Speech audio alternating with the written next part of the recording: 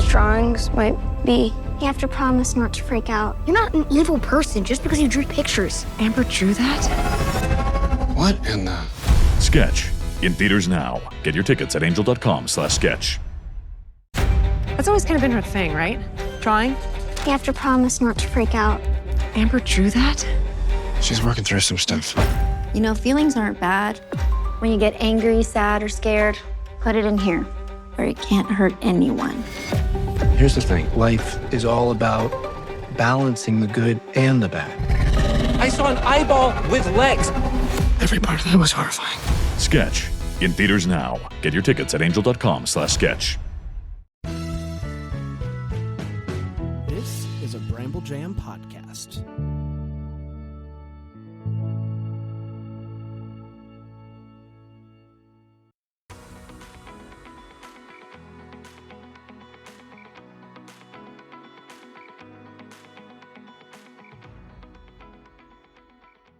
Welcome to Girls Gone Hallmark, a Hallmark review podcast. I'm Megan, and I'm a longtime Hallmark fan.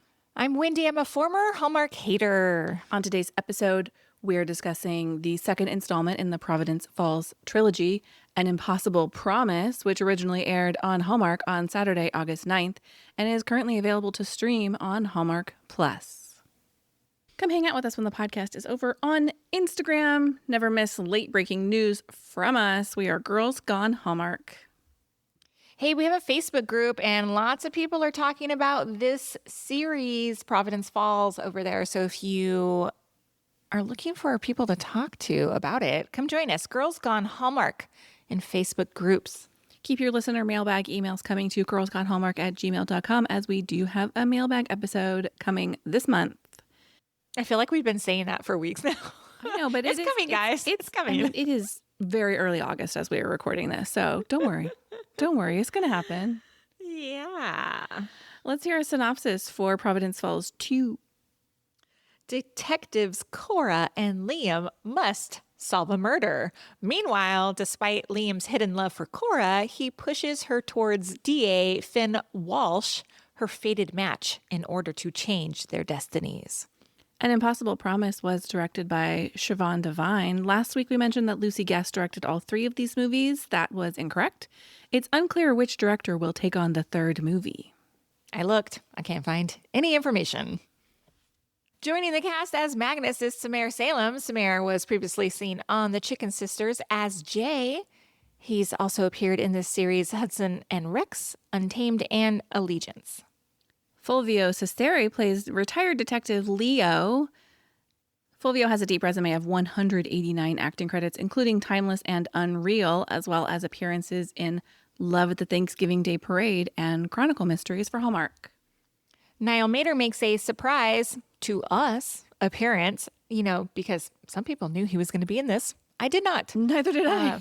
When he showed up on the screen, I was like, hey, what a great surprise. Just like seeing him as like that DJ in that DJ Ginger Jeff. Yeah, exactly. Niall plays Bale from The Bad Place. He's a Countdown to Christmas regular, as you know, the past several years, and we're hoping to see him in the lineup again this year. We are going to take a quick break, and we'll come right back with our first impressions. Amber's drawings might be. You have to promise not to freak out. You're not an evil person just because you drew pictures. Amber drew that? What in the... Sketch. In theaters now. Get your tickets at angel.com/sketch. That's always kind of been her thing, right? Drawing? You have to promise not to freak out. Amber drew that? She's working through some stuff. You know, feelings aren't bad. When you get angry, sad, or scared, put it in here, where it can't hurt anyone. Here's the thing. Life is all about balancing the good and the bad. I saw an eyeball with legs. Every part of that was horrifying. Sketch. In theaters now. Get your tickets at angel.com/sketch.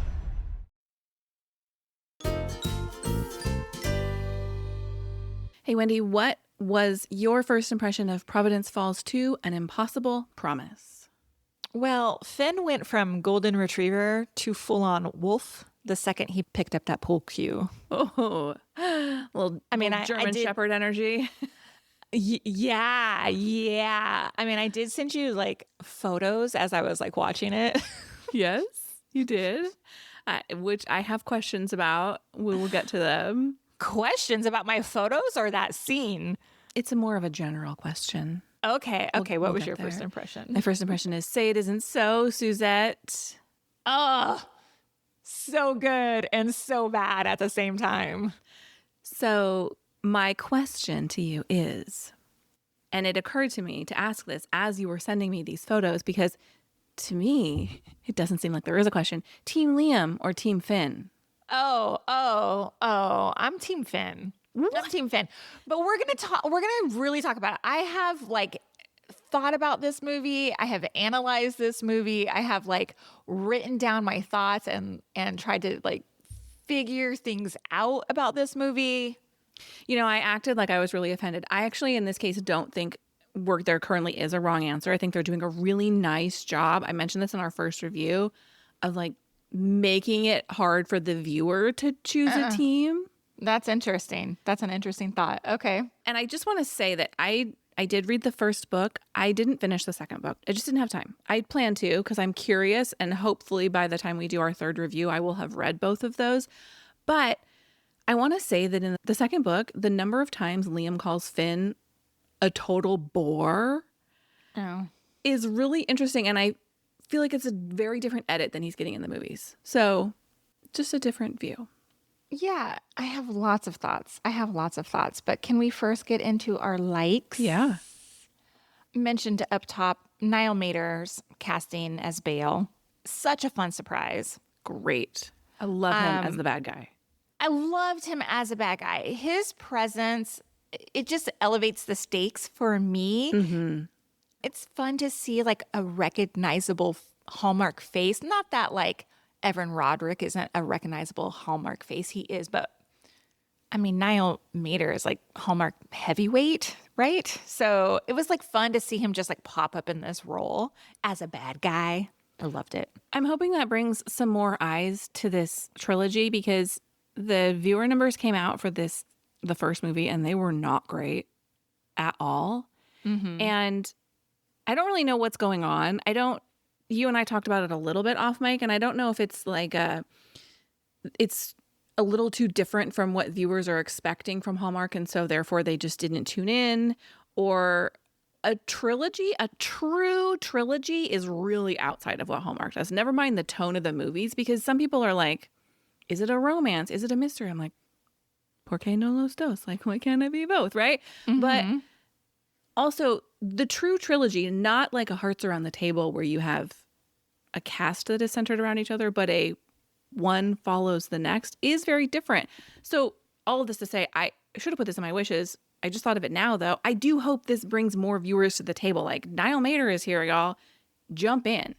Yeah, I'm kind of surprised by the reactions I saw to the movie for the first movie, and also surprised by the numbers being so low. Mm-hmm. Yeah, I think if you're not watching this, I think you're missing out. I think it's a really good miniseries.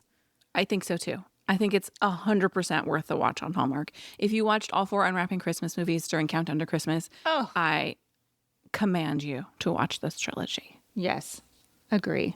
Look, they're not paying us to say this either, guys. We truly like this movie. Genuinely. Yeah. Yeah. Back to our likes. Yes. Piggybacking off your like of Niall Mater as Bale, I loved the twist we get of Suzette being in cahoots with the guy from The Bad Place. Those are my words, not theirs. Now, we really don't know her backstory. We don't know what's going on there. Is she in the same situation that Liam is? We don't know, which I loved. I want to tangent here real quick.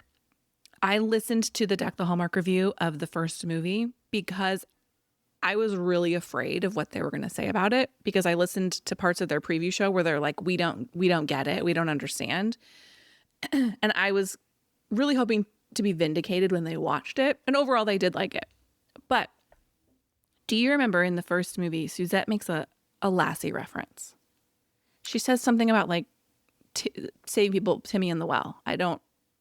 I do vaguely remember that. So I didn't really bump on it, but they did. And they're like, that's such a weird, outdated reference. Well, at that point of me hearing them say that, I had already seen movie 2. And I knew what we were getting from Suzette. And I was like, wait a minute. That Lassie comment combined with this little tidbit of information we have about Suzette tells me that perhaps Suzette is not of this time. Oh, interesting. Because she made such an outdated reference about Lassie. Yeah, like, look, I make a Lassie reference, honestly, quite regularly. You do? I don't think I've ever heard it before. Tell me. Yeah, what like is it? if, just like to my dogs, like if they're trying to tell me something, like I will say, like, is Timmy in the well? I watched Lassie as a child. I did. I'll be in reruns, not in its original airing. But someone Suzette and Cora's age wouldn't have. And the Hallmark guys did go so far as to check to see if it is actively streaming anywhere, and it is not. So, wow. I just think that may be a clue there. Oh, I mean, I love that kind of intel. Thank you for bringing that to my attention. The twist at the end with Suzette is absolutely brutal, but also so brilliant. And we don't see that kind of deep betrayal like between two close female friends on Hallmark that often, if ever. For sure. So that's why it came as such a blindside to me. Now thinking back, I was like, okay, like now maybe the pieces are kind of falling into place a little bit, right? Of why she was asking so many questions and so on and so forth. Anyway, man, I just thought it was juicy and heartbreaking all in the right ways. I loved it. Great twist at the end. Well, to me, it adds so many more layers because we saw what I thought was Suzette and Finn having a little bit of flirtation, maybe feeling each other a little bit in this movie. And for me, who's very hardcore Team Liam, I was like, yeah, let's do that. That absolves everybody, right? Like everybody's happy. This is the great solution. But then when you get to that final scene, you think, okay, how real was that on Suzette's end? Yeah. Who knows? God, that scene when he like is wrapping her hand and then he kisses it and he's like, I'm sorry, I don't know why I did that. I was like, excuse me, let me cool down here for a second. Like it was so nuanced, but I just loved it so much. So much. Who needs a zipper when you have a little hand kiss? Yes, as zipper we're referring to last week's movie. Yes. It was hot. Yes, so good. One thing I really liked, and I have a big list of likes. Here's my next one. I thought the final act of this movie really delivered. I'm going to say here it is going to kind of sound like a wish, and I will talk about it in my wishes. But like overall, the movie is a slow build. But this last 15 minutes of this movie like finally kicked into high gear, and I just like couldn't tear my eyes away from the TV. It was like reveal after reveal after reveal. I really liked it. The tension when Cora is looking through the room at Magnus's house and sees the money and she almost gets caught, and then he pulls the gun out on her, and then they have their whole like she ends up in the water and is saved, and then Suzette's betrayal, and then just all of it was so good. Yeah, that's really great. And to contrast that with like the reveal in the first movie where she catches Dominic's stepdad, I can't even remember his name, and he like takes off running in the moment that I found so ridiculous. This is such the antithesis of that. This really delivered. That scene in Magnus's house was like true tension. Agree. Can I talk? This movie I thought was very funny. Can I share some of my favorite lines? Yeah. Suzette says, I'm chronically open-minded. Made me laugh really hard. When Aegon is revealed to be an angel to Suzette, she's like, I don't see any wings. He says, they're metaphorical. Great. Yeah, hilarious. Liam at one point says, trust is kind of built into the whole celestial concept. Cora says, I guess they did change math. Made me laugh because that was hilarious. Yes. Who tries to look at their children's math and it's like a completely different language. Also, you really are just an annoyingly decent person, aren't you? Liam to Finn. There were many more, but these are just a few that I bumped on. I think there's a lot of humor built into a movie that is definitely not a comedy. Yeah, for sure. You already know, I mean, it's obvious I'm Team Finn. And granted, the scene where Liam is walking out of the water with Cora after he saves her from drowning and they kiss, undeniably romantic. It was great. It was a great scene. But it's Evan Roderick's reaction. The heartbreak as Finn watches from a distance made me feel something. Oh. It was in that moment where I was like, okay, now this is why I'm Team Finn. It was just so good. It was so good. It was so dramatic too. And the music, which I'm going to talk about in a second, but like, oh, I just thought it was so great. Well, I got a Team Liam you just for fun. I think that they did a really nice job building the tension between Liam and Cora throughout this movie. And I love that it starts with right up top, Cora has been rejected, so to speak, by Liam. And she's kind of being cool to him, but she's trying to be like, it's fine, we're good. Then they share a hug that is like not a friendly coworker hug. It's very close. It lasts a long time. And then we close on this kiss after being saved. They're selling it to me. Okay. Okay. Are we duking it out over Team Finn, Team No, because Liam, as said, I don't think there's a wrong answer here. In some fandoms, hello, the summer I turned pretty, I do think there are some wrong answers.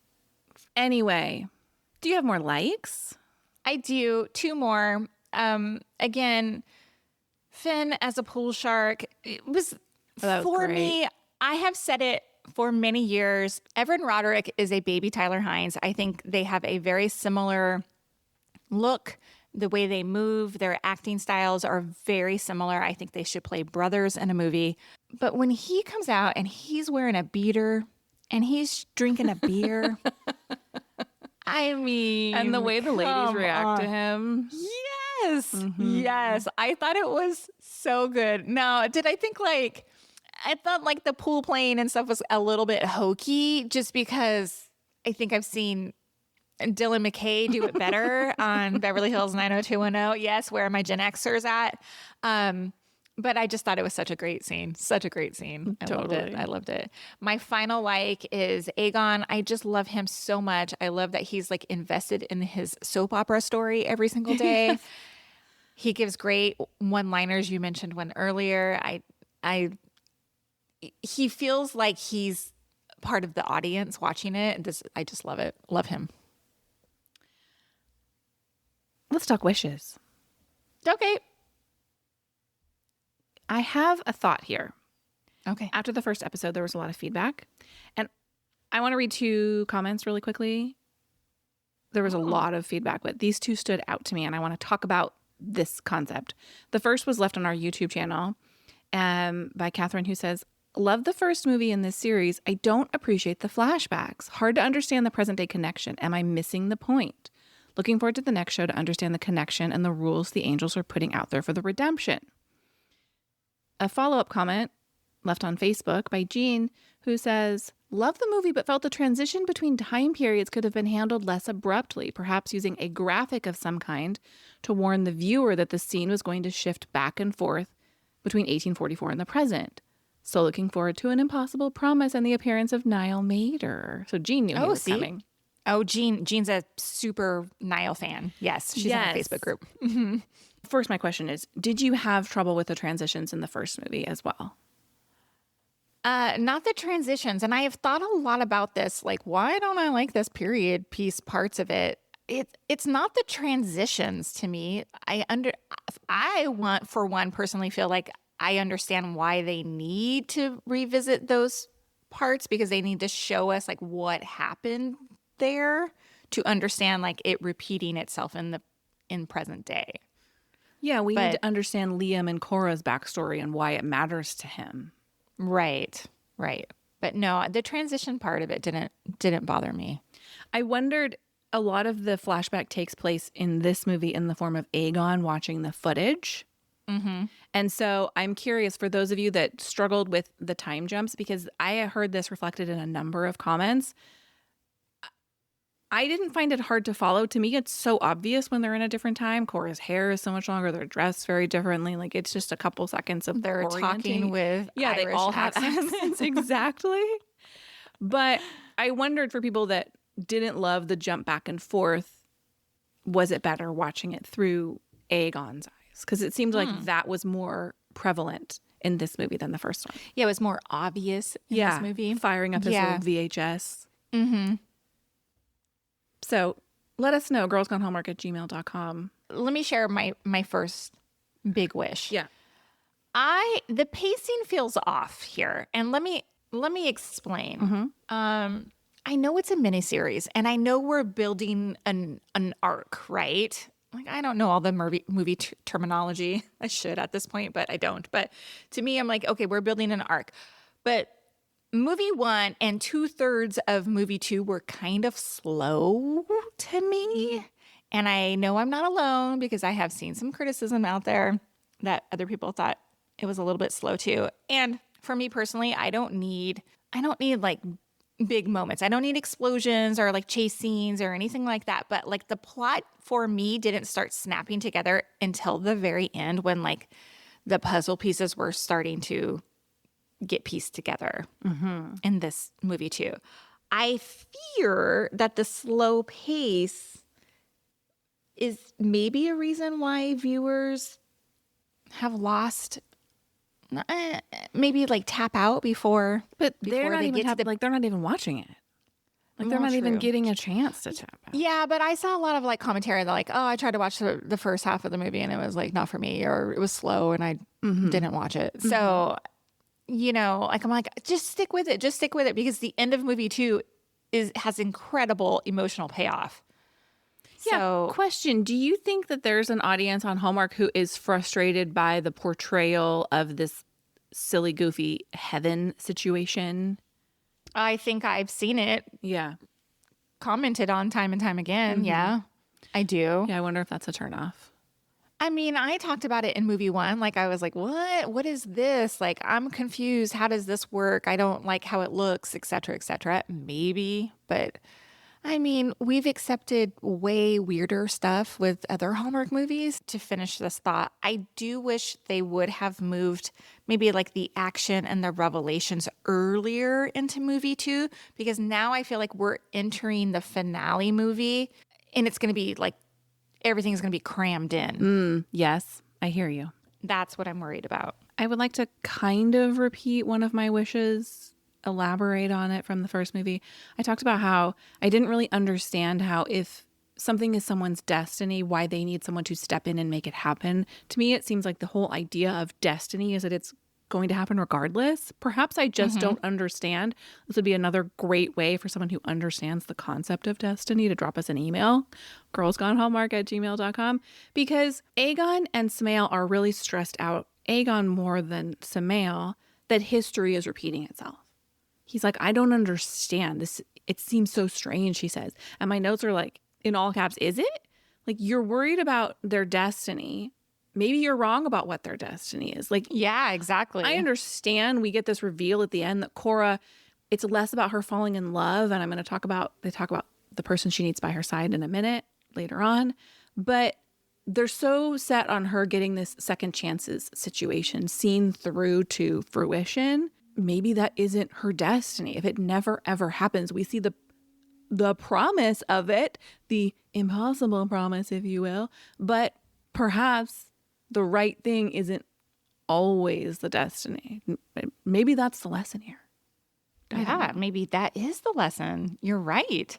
But in the book, they talk a little bit about free will, and I haven't read the entire second book, but they talk about, like, we can't eliminate his free will, but they talk about how Liam interrupted her destiny by sneaking into her window. Okay, then maybe I don't understand the concept of destiny.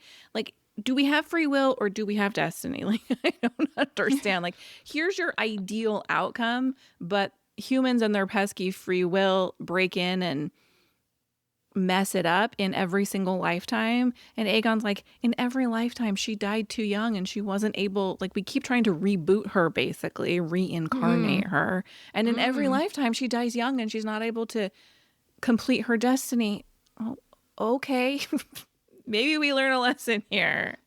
Maybe she's not supposed to do that. Yeah, exactly. Do you have any more wishes for this episode? Oh my gosh. Yes, I do. Okay, let's hear them. Yes, I do. Well, this, I'm not sure who I'm supposed to be rooting for in terms of Finn and Liam. Because we've been told Finn is Cora's true love, but we haven't been told why until we get, obviously, to the very end of the movie that, like, for her to fulfill her destiny with second chances, she needs him by her side, right? Yes, he is a good guy, but there is like no spark, no fire between them at all. I don't think. Like, even though I'm rooting for him, like, there is like no chemistry between these two. So yeah, at that all. was going to be my question. You're rooting for him because you like him, not because you see that they together. Okay, fair enough. But then on the flip side of that, we have Liam, who's like framed as this bad boy. But in present day, he's also a good guy. Like, he's kind, thoughtful, self-sacrificing. And clearly Cora has more chemistry with him in her dreams and in flashbacks and even in present day. So I'm just confused. Like, this whole love triangle, like, it's confusing to me. Well, so I was going to discuss this in my Did You See That? But it's important here.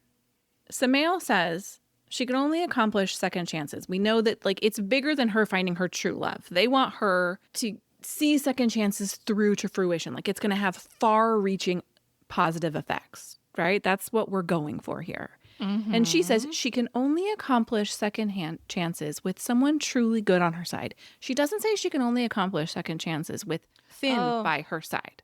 Interesting. So to me, in my brain, I feel like the angels have bumped on Finn is a good guy, objectively.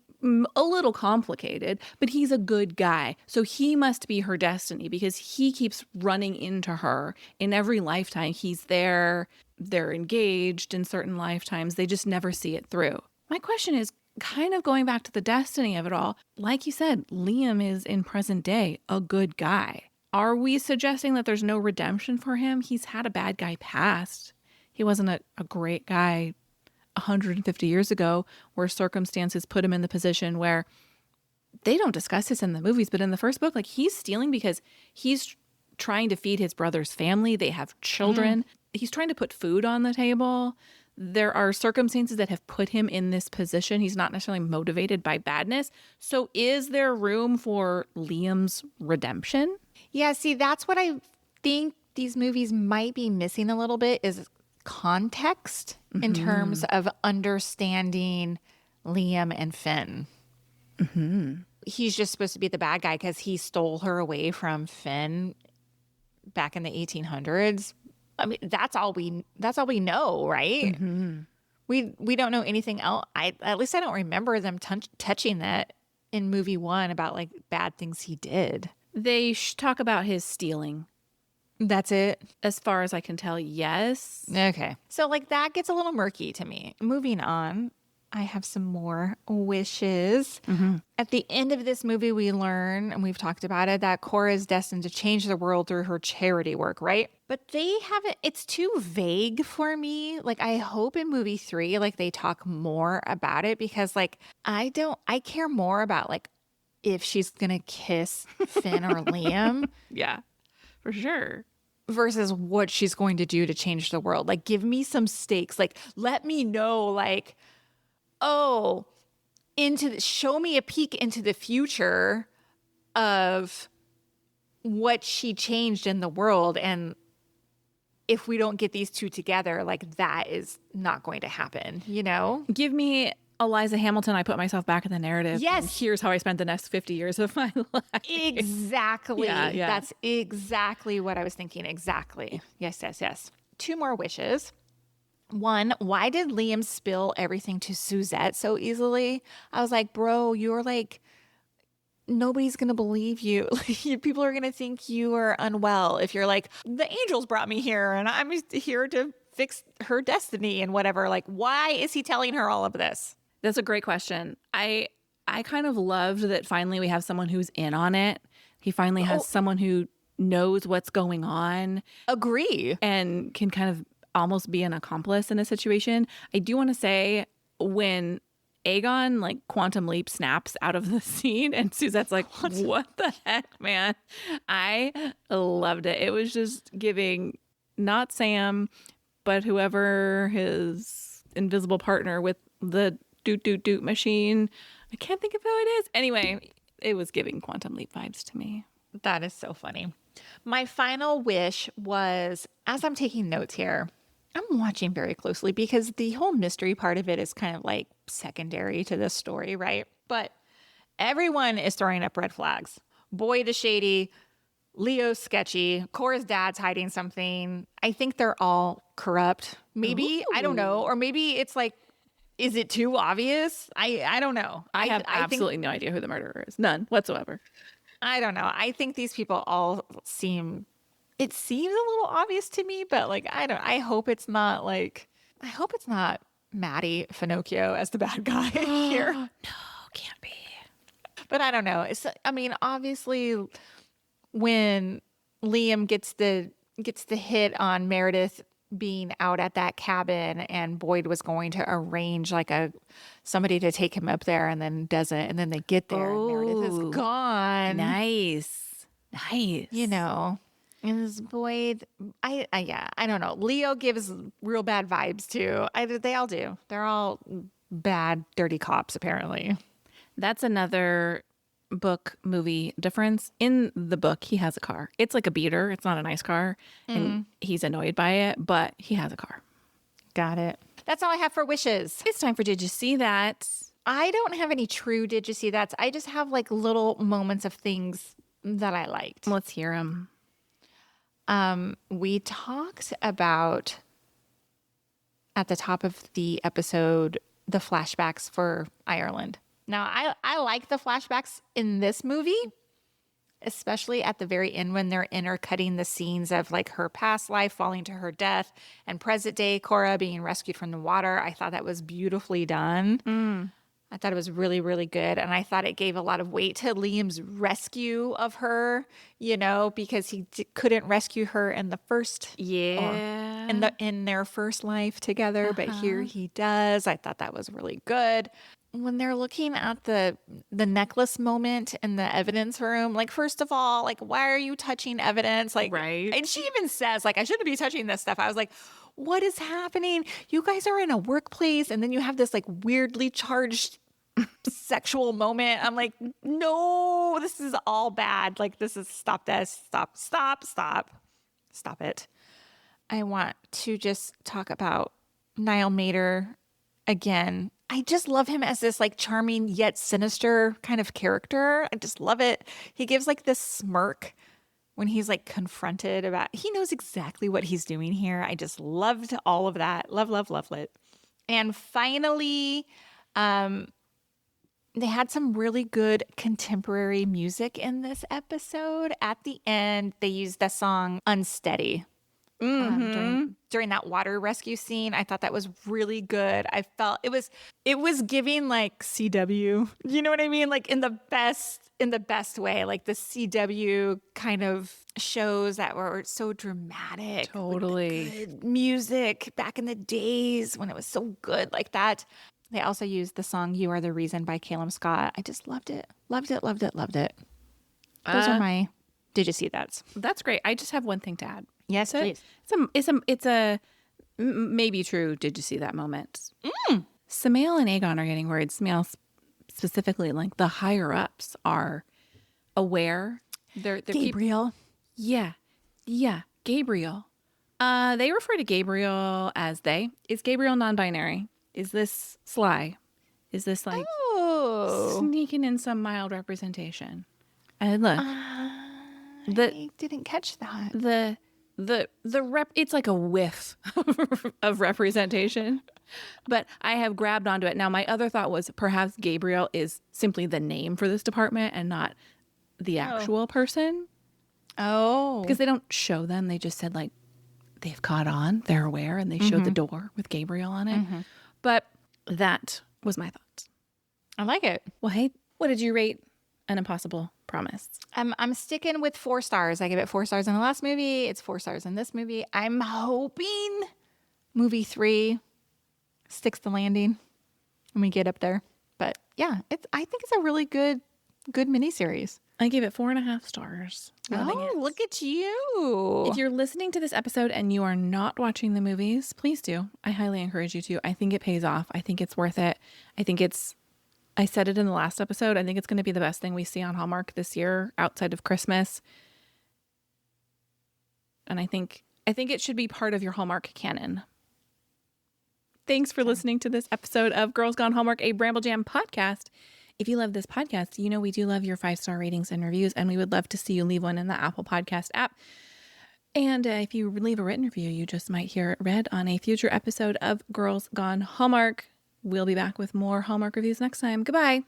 Bye.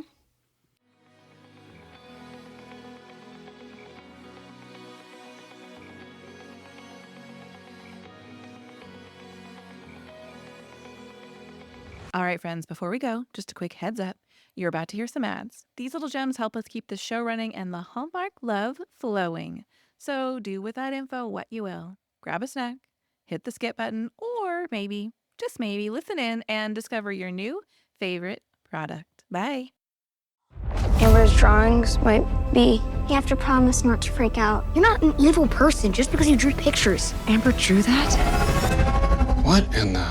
Sketch. In theaters now. Get your tickets at angel.com/sketch. That's always kind of been her thing, right? Drawing? You have to promise not to freak out. Amber drew that? She's working through some stuff. You know, feelings aren't bad. When you get angry, sad, or scared, put it in here, where it can't hurt anyone. Here's the thing. Life is all about balancing the good and the bad. I saw an eyeball with legs. Every part of that was horrifying. Sketch. In theaters now. Get your tickets at angel.com/sketch. Amber's drawings might be.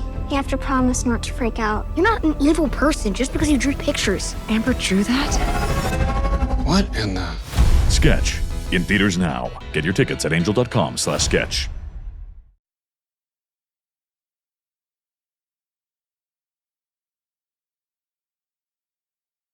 That's always kind of been her thing, right?